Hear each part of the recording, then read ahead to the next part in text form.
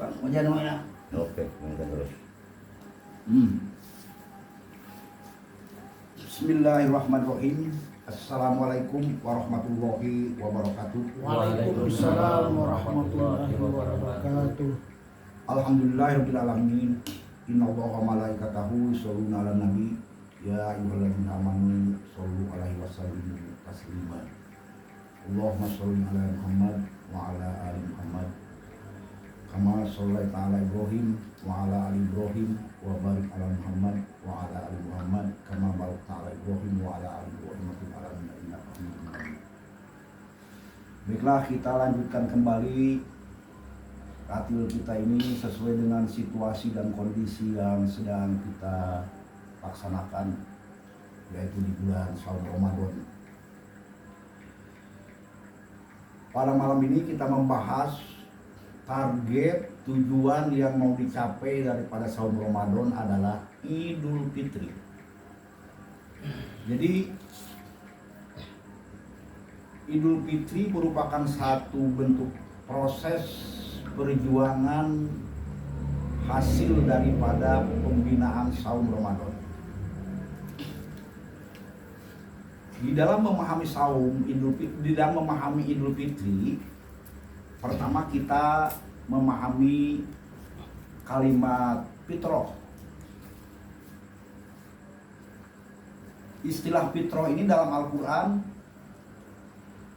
secara bahasa sama dengan hukum, din, fitrah atau sunnah.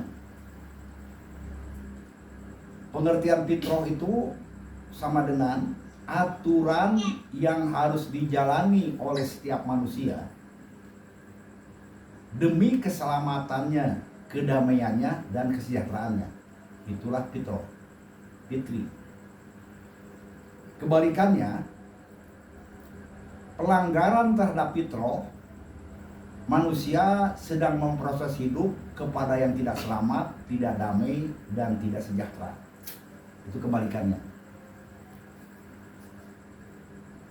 Setiap manusia pasti hidupnya itu ingin hidupnya itu selamat, ingin hidup damai, ingin hidup sejahtera, ingin yang baik-baik lah, ingin sehat, ingin selamat hidup, ingin damai, ingin sejahtera. Mana buktinya? Buktinya lahirnya berbagai macam teori, aliran, isme, paham. Itu menandakan setiap isme, paham, aliran berkeinginan setiap manusia kepada apa yang menjadi keinginan manusia. Misalnya Hindu. Apa tujuan beragama Hindu? Mau selamat, mau damai, mau sejahtera.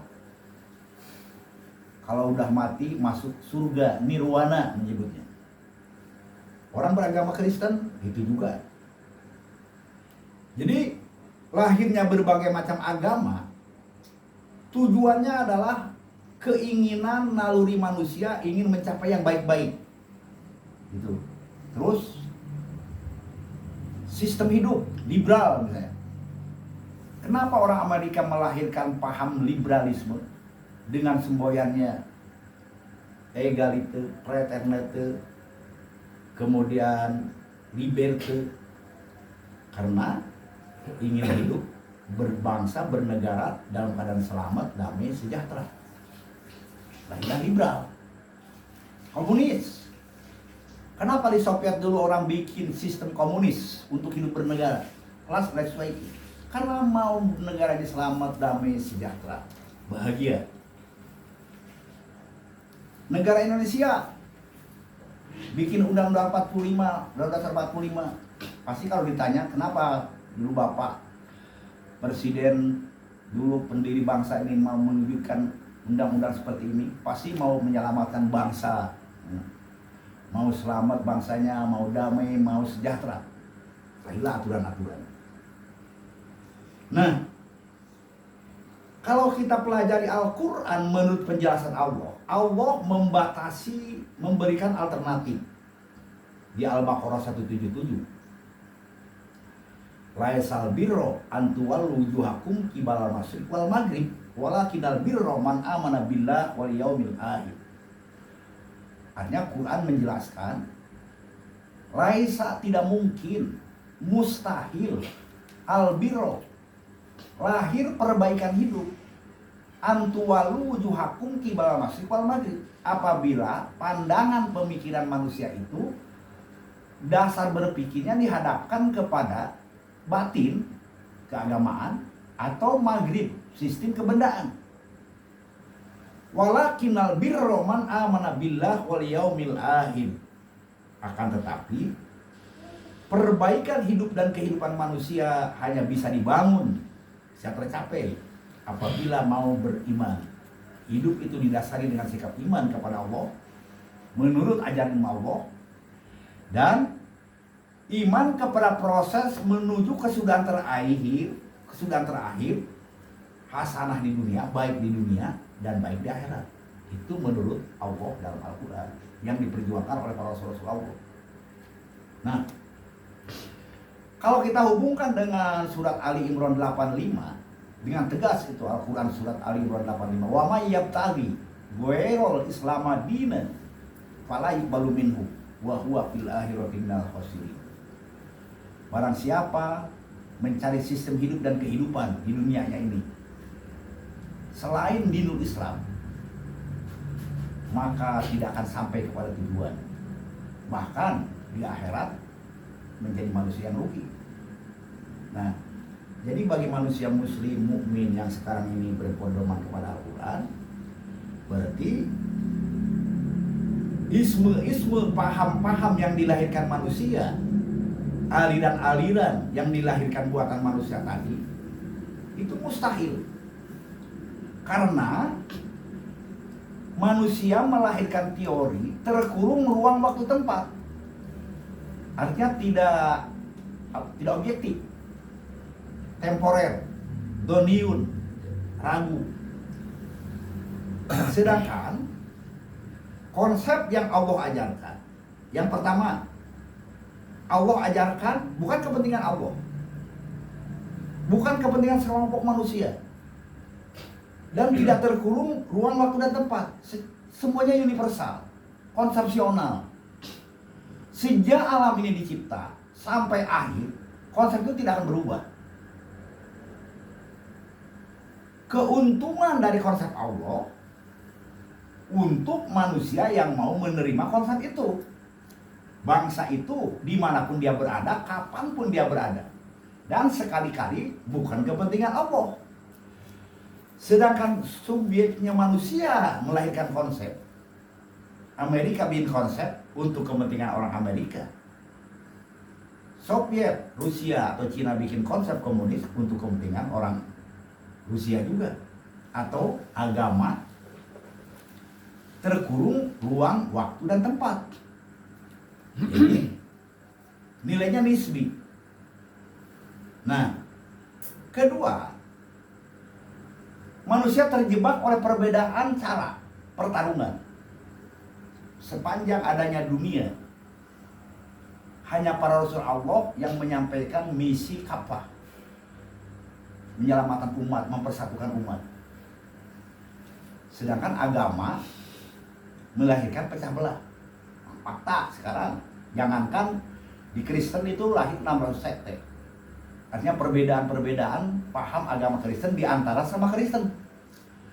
Islam berbagai macam aliran cara yang melahirkan perpecahan, pertarungan, perbedaan di dalam memahami Islam, memahami tafsir Quran.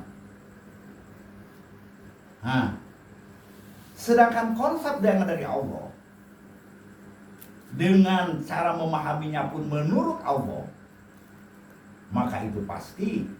Makanya dalam Al-Quran di surat Al-Baqarah ayat 121, alladzina atainahumul kitab yasluna haqqa tilawati ulaika yu'minuna bihi wa may yakfur bihi fa ulaika humul fasiqun. Itu dalam pemahaman orang-orang yang kami Allah ajarkan, yang mempelajari Al-Quran, yasluna haqqa tilawati, mempelajari Qur'annya itu menurut metode sistematika yang Allah ajarkan juga menurut Quran. Ulaika yu'minuna nabi, mereka itulah yang pasti bisa jadi orang beriman. Wa may yakfur bihi, barang siapa yang ingkar tidak mengikuti itu, dia merugikan dirinya sendiri. Lahirlah pecah belah. Sekarang kembali kepada pembahasan kita masalah Idul Fitri. 2 kalimat, id artinya kembali. Ada ya'udu audan, fitri kembali kepada fitrah.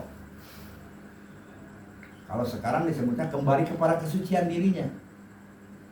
Kalau kita hubungkan kembali kepada hukum yang menyelamatkan dirinya, kalau memang dia mau selamat. Idul Fitri itu kembali kepada hukum aturan yang mendamaikan dirinya, kalau memang dia mendambakan kedamaian. Kembali kepada kesejahteraan hidupnya, kalau memang dia mendambakan hidup sejahtera. Untuk mencapai ke situ, Allah proses memerintahkan dengan saum Ramadan, sejumlah hari yang ditentukan. Nah, berarti ini bisa kembali apabila melalui satu proses. Kemudian kalau dihubungkan dengan a'udu, itu aza, ya'uzu audan. A'udu, zalnya hurufnya pakai titik, artinya membentengi diri.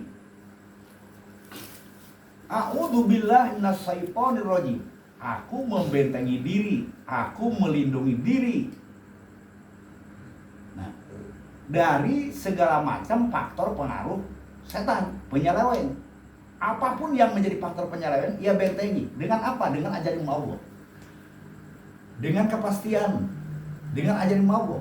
Aku membentengi diri dengan ajaran Allah dari segala macam pengaruh setan yang menjenggus manusia ke dalam kehidupan tidak selamat, tidak damai, tidak sejahtera atau pecah belah.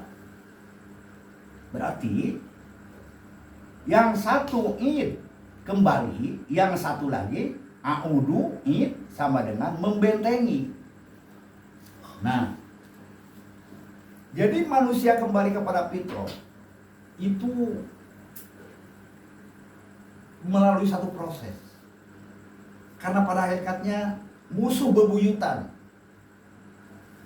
yang menghalangi manusia tidak menuju jalan selamat hidupnya. Musuh bebuyutan yang menghalangi, menghambat manusia tidak damai hidupnya. Musuh bebuyutan yang menjadikan manusia jauh dari kesejahteraan, tidak sejahtera di lingkungan hidupnya. Karena hawa nafsu, rasa yang ada pada dirinya. Allah yang lebih mengetahui tadi. Kalau memang hawa nafsu itu yang menghambat, hawa nafsu yang menjebak manusia, maka datanglah pembinaan saum Ramadan.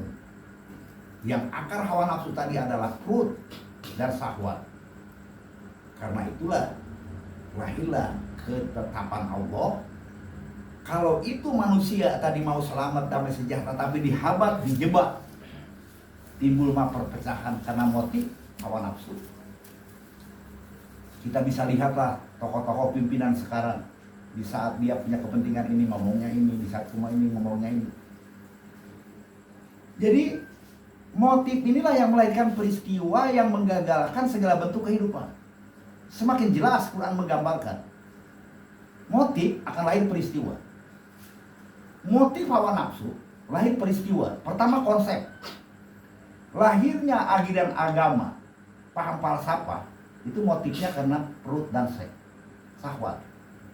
Misalnya Muawiyah menyelewengkan Quran ke tauhid fikih tasawuf karena motif kekuasaan, karena motif perut, karena motif kepentingan. Dia tidak mau diganggu. Quran diagamakan. Agama membicarakan Tuhan dan manusia, bukan membicarakan sistem hidup. Atau negara Indonesia sekarang, agama tidak boleh mengatur negara, karena dia penguasa dan seluruhnya manusia Indonesia tadi tidak mau hidupnya dicegah. Padahal mau selamat, tapi mustahil kata Allah tadi selamat. Mustahil damai. Bahkan bangsa ini dimanapun di dunia akan menjurus kepada perpecahan, peperangan.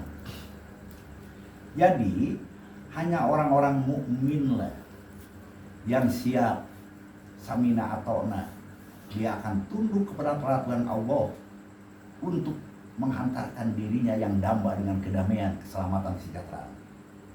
Itulah saum Ramadan. Sehingga di dalam saum Ramadan kata Nabi, man soma naharoha wa qoma lailaha imanan wa ihtisaban kharaja min dunubihi kayaumi waladat su'um.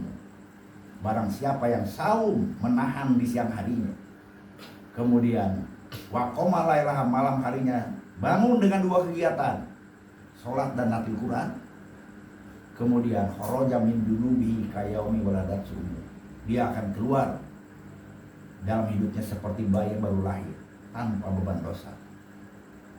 Jadi di bulan saum Ramadan ini, maka yang lebih penting belajar Quran.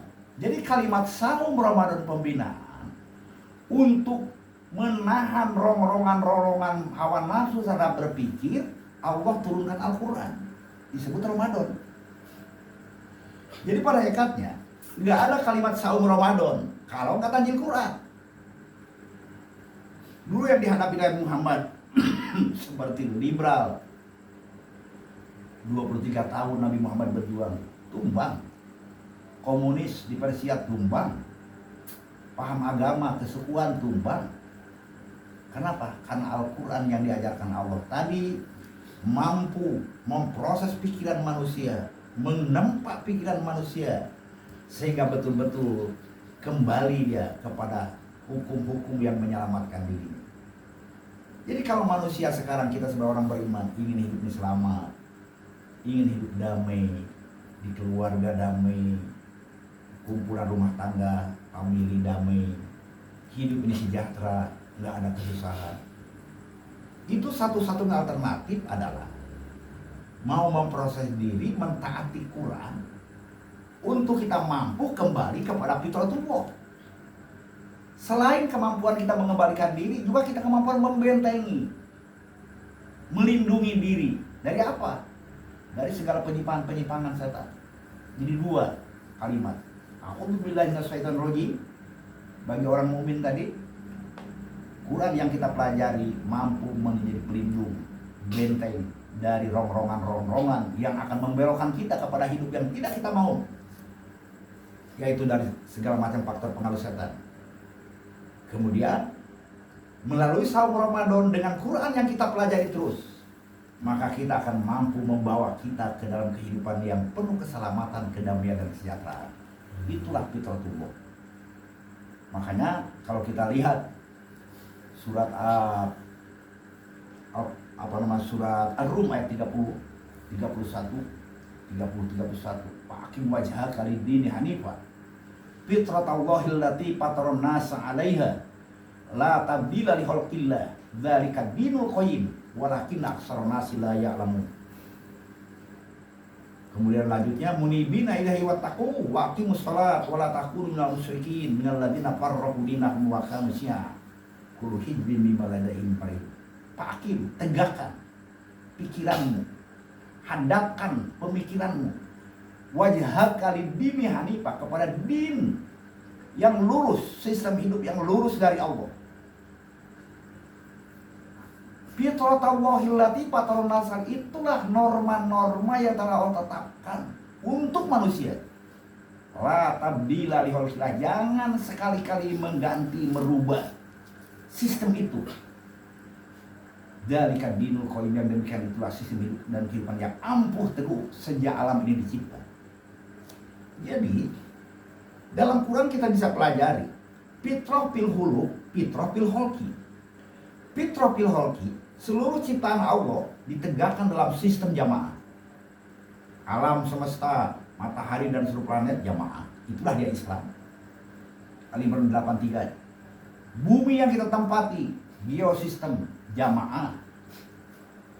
Tubuh kita juga Allah ciptakan sistem jamaah. Itulah fitrah fil khalqi. Nah, untuk fitrah fil khalqi, khalaqa fatara, Allah ciptakan dan Allah berlakukan hukum. Dia tidak perlu ada proses. Allah ciptakan alam, Allah tetapkan jamaah tawan atau karha. Mau atau tidak, alam harus berjalan menurut sistem aturan Allah. Itulah jamaah. Allah ciptakan bumi, makanya bisa ditempati manusia. Allah ciptakan bumi, langsung Allah tetapkan hukum jamaah. Allah ciptakan tubuh manusia, Allah tetapkan hukum jamaah, metabolisme, mau makan, mau minum, kemudian bisa bernapas, buang makanan, buang minuman. Itu fitrah.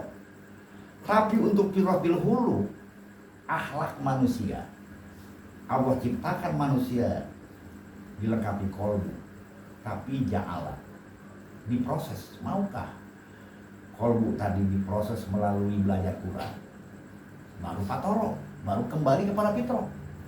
Tanpa adanya proses belajar Quran, manusia nggak mungkin bisa kembali, karena bukan alam. Manusia makhluk dimuliakan, sehingga proses untuk kembali ke Quran inilah manusia merupakan nilai prestasi ujian. Kalau dia mau diproses pikirannya dengan Quran, lulus, bahagia dunia akhirat. Kalau hawa nafsunya lebih berkuasa melarang pikirannya untuk diproses dengan Quran, gagal hidup di dunia temporer, di akhirat celaka. Itu manusia. Tapi kalau alam tidak seperti itu, tidak punya ajil. Karena itulah hanya orang-orang yang berimanlah yang terpanggil untuk melaksanakan pembinaan diri dengan saum, dengan aturan-aturan yang telah ditetapkan Al-Quran.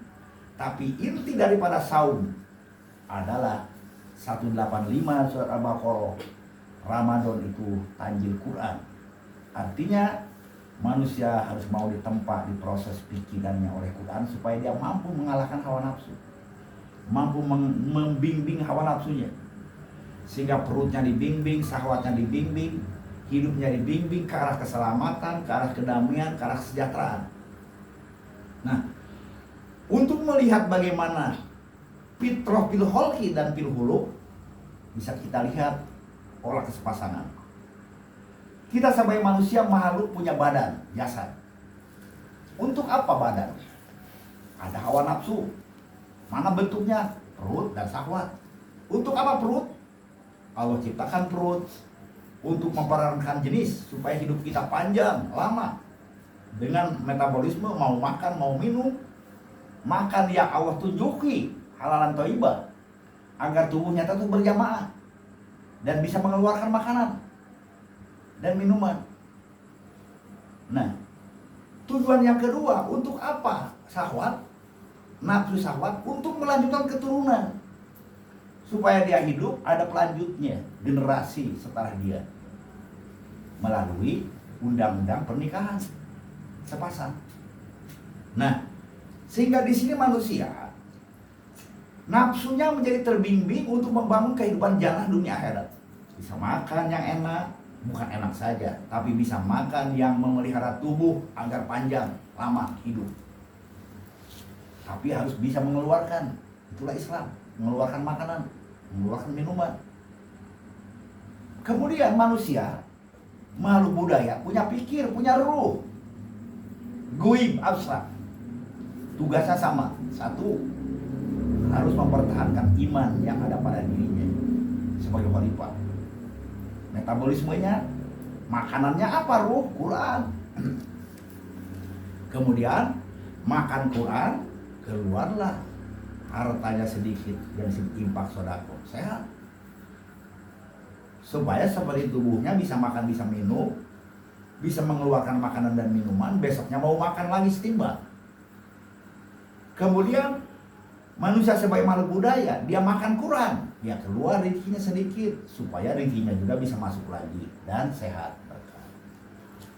Untuk apa ruh selanjutnya? Melanjutkan iman. Manusia yang bernilai adalah manusia yang setelah iman dia bisa mengimankan orang melalui jamaah. Jadi pentingnya jamaah sama dengan rumah tangga pernikahan untuk melahirkan generasi anak-anak soleh. Setelah dia iman, kumpul dalam jamaah, menjadi rumah tangga jamaah, ahlul bait yang melahirkan anak-anak yang beriman di dalam jamaah. Sama seperti kita hidup berumah tangga, suami istri, dengan bentuk sakinah mawadah warohmah. saling memberi ketentraman, saling membantu. Kemudian di atas dasar cinta dan kasih sayang, lahirlah keturunan untuk menjadi pelanjut hidup kita. Di dalam jamaah juga dengan lulusan saling memberi sakinah, saling memberi ketentraman, kemudian saling membantu, menegakkan jamaah. Kemudian di atas dasar cinta dan kasih sayang, maka lahirlah anak-anak soleh. Jadi disinilah keseimbangan tadi. Manusia kalau jasadnya benar mengikuti hukum Allah, fitrah fil khalqi, umur panjang, sehat, bahagia. Juga secara budaya fil khuluq, manusia hidup dalam jamaah. Kemudian kolbunya makan Quran, ruhnya makan Quran. Mau sedekah atau infak, jamaah ini gak ada kesulitan. Tapi kalau hawa nafsu yang berperan tadi membisikkan dirinya, tidak istiadah, tidak auzubillahi minasyaitonir rajim, dan mustahil kembali Idul Fitri. Orang yang tidak istiadah tidak akan Idul Fitri. Artinya dia tidak bisa kembali kepada keselamatan dirinya, tidak bisa kembali kepada kedamaian dan kesejahteraan karena hawa nafsu yang menghalang, yang menghambat. Makanya Nabi mengingatkan, ada adui kelati baina jambaika. Musuh kalian, musuh bebuyutan kalian adalah hawa nafsumu yang ada pada dirimu, yang menghalangi segala bentuk-bentuk yang akan menyelamatkan dirimu, yang akan menghambat apa yang kamu dambakan, yaitu keselamatan, kedamaian, dan kesejahteraan. Karena itu oleh Nabi disebutkan, roja'na minal jihadil asghar ila jihadil akbar. Kita ini semua di saat baru pulang dari perang yang sangat dahsyat, perang Uhud. Kemudian Nabi berpidato, kita semua baru perang dari perang yang sangat kecil untuk menghadapi perang yang sangat besar. Sahabat heran. Kemudian bertanya, malah jihad dulu ya Rasulullah. Perang yang bagaimana lagi yang disebut perang besar ya Rasulullah? Nabi menjawab, jihadun nafsi. Perang yang sangat besar. Bukan perang dengan pedang, tapi perang mengalahkan nafsu yang ada pada dirimu sendiri. Karena nafsu itulah yang menggagalkan setiap manusia untuk sampai kepada yang dia dambakan, yaitu jannah dunia akhirat. Qurannya lebih jelas lagi, wa amman khafa maqama rabbih wa nahan nafsa 'anil hawa fa innal jannata hiyal ma'wa. Wa amman khafa, barang siapa yang tunduk patuh kepada Al-Qur'an, maqama rabbih, yaitu menegakkan ajaran yang Allah membimbingnya. Wa nahan nafsa 'anil hawa, ia kendalikan, ia bimbing hawa nafsunya. Fa innal jannata hiyal ma'wa, jannahlah tempat hidupnya di mana saja berada. Jannahlah tempat kembalinya. Jadi yang sangat ampuh proses untuk mengalahkan hawa nafsu setelah kita syahadat, setelah kita sholat, setelah kita melaksanakan Islam ketiga, maka saum Ramadan. Sehingga di ayat pertama, target daripada saum la'allakum tattaqun, agar kalian bisa berlatih menjadi manusia yang taat, patuh terhadap suatu peraturan. Nah, kemudian di ayat-ayat selanjutnya, jadi melalui manusia taat itulah Quran. Kalau kita kembalikan kepada Quran surah Al-Baqarah di awal, dzalikal kitabul la raiba fihi hudal lil muttaqin. Jadi Allah mengajarkan Al-Quran itu tidak perlu diragukan lagi isi yang terkandung di dalamnya. Bimbingan yang tepat bagi orang-orang bertakwa, orang yang taat. Artinya Quran ini efektifnya hanya orang-orang yang mau taat. Jadi dari Allahnya tadi, unzila fil Quran hudal linnas. Quran ini Allah turunkan, diajarkan untuk seluruh manusia. Tapi manusia yang mana yang bakal menjadikan Quran sebagai bimbingan? Yaitu hudal muttaqin. Manusia yang muttaqi, manusia yang mau taat. Gak ada artinya kepada orang yang menerima Quran tapi tidak mau taat. Obat untuk menyembuhkan segala penyakit, kalau dia nggak mau mentaati peraturan-peraturan di saat dia berobat, nggak mungkin dia sembuh. Jadi ribuan ayat dalam Al-Quran menyebutkan hanya orang-orang muttaqin lah yang pasti sukses, berhasil dunia. Siapa dia? Orang yang mau taat, patuh, disiplin menurut Al-Quran. Jadi manusia untuk taat tadi sulit untuk membiasakan hidup taat. Datang bulan Ramadan, saum, itulah latihan hidup taat. Taat aturan makan, taat hidup disiplin. Seperti saum itu dalam bahasan tafsiran imsak, kemampuan menahan. Menahan makan minum teratur, menahan ngomong, nahan ngomong yang makanya dilarang dalam Quran, dalam saum ini, ngomong bohong, memfitnah, marah, itu harus ditahan. Perasaan-perasaan negatif. Kemudian istiwa disetimbangkan karena taat patuh kepada Al-Quran yang sedang dipelajari. Artinya kalau kita menyembuhkan penyakit, ini hentikan minum ini, hentikan makan ini, karena kita tunduk patuh kepada obat yang sedang kita makan itu. Kan banyak contohnya, misalnya di saat kita minum madu, pantangnya ini. Di saat kita minum madu dalam proses penyembuhan penyakit, ada pantangnya. Jangan sampai madu jadi menjadi hilang tak berarti di dalam tubuh. Waktu minumnya saja nggak boleh pakai besi, logam, kan? Karena dia hilang nilai-nilai madunya itu. Nah, itu Quran tadi, sehingga kalimat dal yang dalam in ada dal besar hurufnya, a'udzu, dalnya titiknya besar, membentengi. Mampukah kita membentengi diri dengan Quran yang sedang kita pelajari? Dari apa? Dari segala macam faktor-faktor pengaruh setan. Setan yang ada pada diri kita. Maka Nabi menyebutkan setan itu operasi di dalam darah manusia. Kemudian persempitlah ruang geraknya setan itu dengan saum, dengan kemampuan menahan. Nah, jadi orang bisa dal kecil, Idul Fitri, kembali ke benteng, kembali ke rumah, karena dia bisa punya benteng. Apa benteng? Quran. Kembalilah hidup kepada Quran, sehingga pasti jamin Allah, kalau kita betul-betul mau menerima Al-Quran, kita kembali kepada fitrah. Jangankan dunia, negara, rumah tangga aja, negara yang paling kecil yang kita miliki, bisa membangun Idul Fitri rumah tangga kita dengan anak istri, pasti menjadi jannah. Hidupnya penuh keselamatan, keluarga kita saling menyelamatkan, penuh kedamaian, penuh kesejahteraan. Apalagi kumpulan rumah tangga. Karena orang-orang yang sudah Idul Fitri, sudah kembali kepada Quran sebagai pedoman hidupnya untuk mengendalikan rongrongan hawa nafsunya, dia akan menjadi cikal bakal, bibit unggul, benih yang akan mengubah dunia ini menjadi taman kehidupan.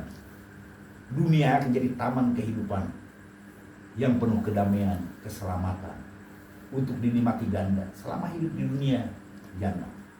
Berakhir dunia Allah berikan tempat yang lebih baik. Tapi kalau kita misalnya hawa nafsu yang tidak dibentengi, dibimbing oleh Al-Quran yang kita pelajari, itu kita nomor satukan hawa nafsu, maka kita akan hidup temporer. Kesenangan ini sementara, kemudian berakhir hidup di dunia penuh penyesalan selama-lamanya. Nah, jadi hanya manusia-manusia yang menggunakan akal sehat, menyayangi diri kita. Gak ada lagi yang menyayangi diri kita, diri kita sendiri. Gambaran kematian digambarkan dari sekarang. Yauma yanfa'u malun wala banuna. Kita kumpulkan, banggakan harta sekarang banyak. Kemudian anak, cucu kita banyak. Tapi Allah menyatakan di saat kita berhadapan nanti dengan Allah, yauma yanfa'u malun wala banun. Harta yang banyak ini tidak menyelamatkan kita. Anak yang banyak pun tidak menyelamatkan kita. Tapi hanya diri kita lah yang berhadapan dengan Allah dengan kolbu yang salim. Dengan kolbu yang pada hari ini diisi Quran. Kolbu yang pada hari ini ruhnya itu diisi Quran. Itulah yang menyelamatkan. Bukan tidak perlu harta anak yang banyak, tapi semua tadi harus menghantarkan diri kita atau membantu untuk diri kita, bahwa hidup ini kita akan menempati proses selanjutnya dari dunia ini. Dan manusia Idul Fitri tadi motif, niat, karena ajaran Allah lahirlah peristiwa. apapun di dunia yang kita miliki sebagai pembangun hidup, husnul ma'ab. Kita punya istri, pasangan hidup, bukan menghambat untuk mengembalikan diri kepada fitrah. Kita punya anak, bukan menghambat, menghalangi kita menjadi tidak kembali kepada fitrah. Kita punya harta, alat angkutan, transportasi, komunikasi, ternak piaraan, pertanian, husnul ma'ab. Nah berarti manusia tadi karena motif ajaran dua. Satu, konsepnya tidak mau selain Quran, hanya mau Quran. Dua, faktor pembangun hidupnya husnul ma'ab. Kita cinta keluarga, harta, tapi kita mencintainya bukan kepentingan hawa nafsu, kepentingan husnul ma'ab, digunakan, difungsikan untuk melaksanakan ajaran Allah sebagai khalifah. Itu yang beruntung. Orang yang hidupnya di dunia mengikuti hawa nafsu akan berakhir dengan tikus mati di lumbung padi. Semakin banyak kesibukan, semakin banyak harta, semakin banyak cita-cita, tapi dia terjebak mati di dalam keadaan yang makanan itu sendiri yang membunuhnya. Kehidupan kesibukan itu sendiri yang membunuh kehidupannya. Jadi manusia mukminlah yang melepaskan ongrongan hawa nafsu selama hidup. Dia menerima tanjil Quran. Itulah Ramadan. Kemudian di dalam aturan Ramadan tadi Allah menyebutkan yuridullah bikumul yusra. Pada hakikatnya Allah ingin memberi kemudahan dalam hidup. Wala yuridu bikumul usra. Bukan mempersulit manusia. Tapi yang mau Allah inginkan, walitukmilul iddah. Kita tetap hidup dalam jamaah, melaksanakan sistem hidup. Walitukmilul iddah, walitukabbirullah, dan menjunjung tinggi aturan-aturan yang telah Allah tetapkan. Ala ma hadakum, Quran yang telah menjadi petunjuk hidup kepada kita. Disyukuri wala allakum tazkurun, bersikap positif. Nah inilah saudara-saudara, di dalam kita melihat, mempelajari kembali waktu yang sekarang sedang dijalani manusia, sehingga kita jangan terjebak menjadi manusia yang abana, manusia yang melaksanakan Islam tanpa pedoman dan petunjuk yang Allah ajarkan dalam Al-Quran. Karena apapun bentuknya, Al-Quran memberikan satu peringatan, qul hal nabiyukum bil asrina amala alladzina dhalla sa'yuhum fil hayatid dunya wa hum yahsabuna annahum yuhsinuna sunna. Jelaskan oleh Muhammad, siapa yang rugi hidupnya di dunia ini, amalnya orang yang banyak berbuat, kemudian perasaan menurut dirinya perbuatan itu baik, padahal menyimpang dari ilmu yang Allah ajarkan kepada Rasul, tidak menurut Quran. Itulah kerugian.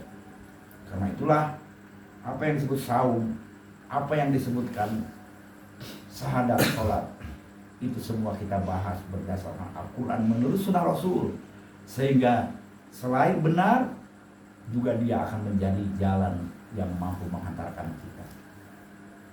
Jadi kita bukan angan-angan seperti orang sekarang puasa, tarawih, baca Quran, tidak mengerti. Hasilnya kata Nabi apa? Banyak orang yang puasa, hasilnya apa? Lapar, haus, gak dapat keuntungan apa-apa. Jadi kalau tanya apa kalau hasil puasa? Lapar, haus. Banyak yang orang sholat tengah malam, hasilnya apa? Capek, gak ada nilai sama sekali. Nah, kenapa tidak ada nilai? Karena dia laksanakan tanpa ilmu. Sedangkan setiap yang mau kita kerjakan tahu ilmunya. Di surat apa? Al-Isra 36.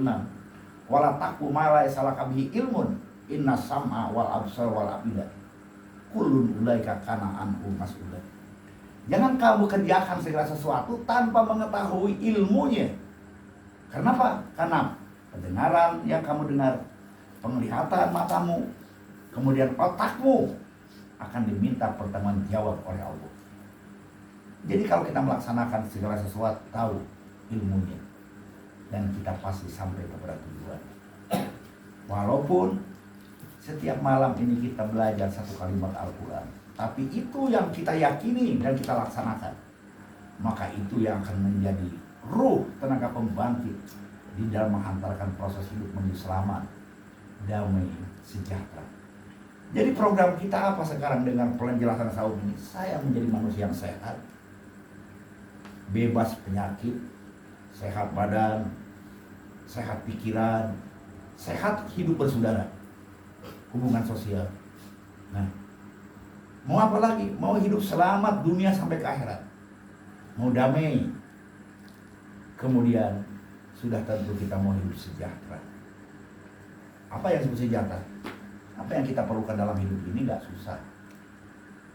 Nah, jadi sehingga dunia sesuai dengan harapan kita mampu mewujudkan dunia yang hasanah, baik di dunia, kemudian mampu memproses menuju akhirat babak kedua yang hasanah, dan selamat terhindar dari azab siksa dunia dan siksa di akhirat. Jadi untuk meraih itu kemana? Yaitulah Al-Quran di bulan Ramadan ini. Berarti selama turun Quran yang kita lakukan bukan hanya bulan puasa, tapi selama kita belajar Quran, dia sedang menempa kita, sedang menggodok kita agar pikiran kita mampu membimbing hawa nafsu yang selalu merongrong, sehingga Al-Quran adalah menjadi obat yang menyembuhkan angan-angan segala bentuk penyakit yang ada dalam diri kita. Inilah saudara-saudara pembahasan saum menuju Idul Fitri pada malam ini. Kemudian apabila ada hal-hal yang kurang jelas masih ada waktu kita menjawab. Demikianlah Allah tawakal alaihi masih. Wassalamualaikum warahmatullahi wabarakatuh. Waalaikumsalam. Jadi Pak, kita belajar nih harus mengimani orang nih Pak. Harus.